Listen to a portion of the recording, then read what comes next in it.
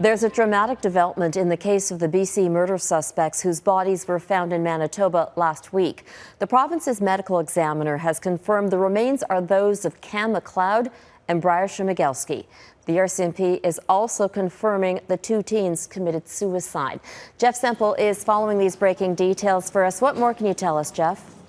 Well, Robin, Manitoba's medical examiner confirming what many had been suspecting for days, of course, that those two bodies recovered from the Nelson River in northern Manitoba last week were indeed those two fugitives, the two BC murder suspects, Cam McLeod and Bryer Schmegelsky.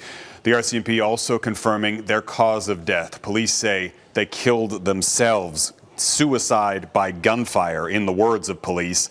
Now, the exact time and date of their deaths is not known yet, but there are strong indications, according to the police, that they managed to survive for a few days in that unforgiving wilderness in northern Manitoba. Remember, they were last spotted, the last confirmed sighting was way back on July 22nd. The bodies found about 8 kilometers from the burned out car that they had been driving. I just got off the phone with the deputy mayor of Gillam, Manitoba, which of course had been at the epicenter of that manhunt for weeks now. Needless to say, he says the community breathing a sigh of relief, a small community where they're used to leaving their doors unlocked. He says he'll be leaving his door unlocked this evening, Robin. Where does the investigation go from here now, Jeff?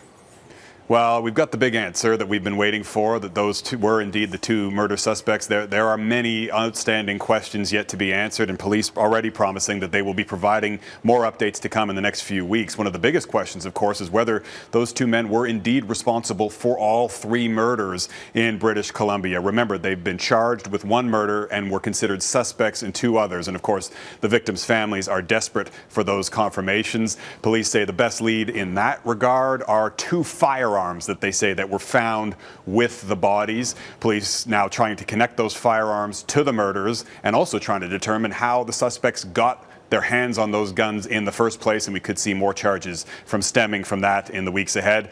The other question, of course, Robin, is motive. Police say that the RCMP Behavioral Analysis Unit has been brought in to build a comprehensive profile of these 2 suspects to try and get to the biggest question of all: why? Jeff Semple reporting tonight.